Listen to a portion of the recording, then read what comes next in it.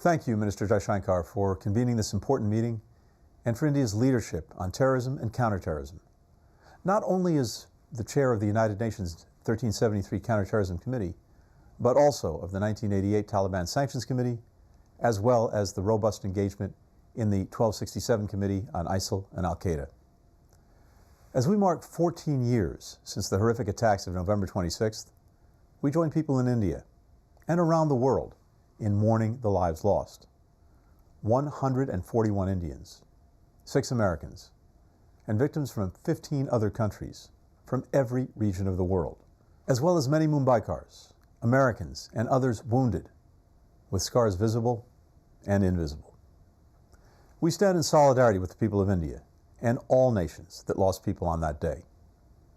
But we must do more than mourn.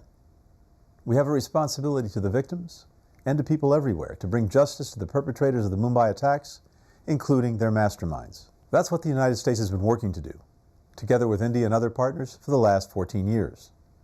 Because when we allow the architects of these attacks to go unpunished, we send a message to terrorists everywhere that their heinous crimes will be tolerated. Many members of the Security Council, including the United States, have adopted our own sanctions against the terrorists behind these attacks. But our accountability efforts are more effective when we act together, which is why we've worked with India to put forward nominations to designate several terrorists through the UN 1267 Committee. All relevant parties should support these designations. No nation should stand in their way.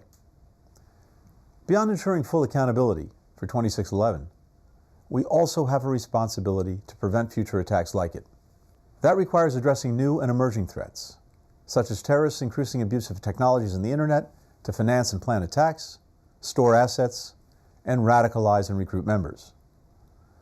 The United States is working with the private sector to address these vulnerabilities, from getting financial technology companies to enhance and enforce policies aimed at preventing their illicit use, to helping platforms ensure that they're not hosting terrorist content and spreading hate. But we can't do it alone, and we're ready to work with all governments, multilateral bodies, and companies in this effort. Minister Jaishankar, fellow council members, as we reflect on the immeasurable loss of 2611, let it be a reminder to all of us of our unfinished work in holding accountable the perpetrators of its horrors and averting future terrorist attacks like it on any of our people, anywhere. Thank you.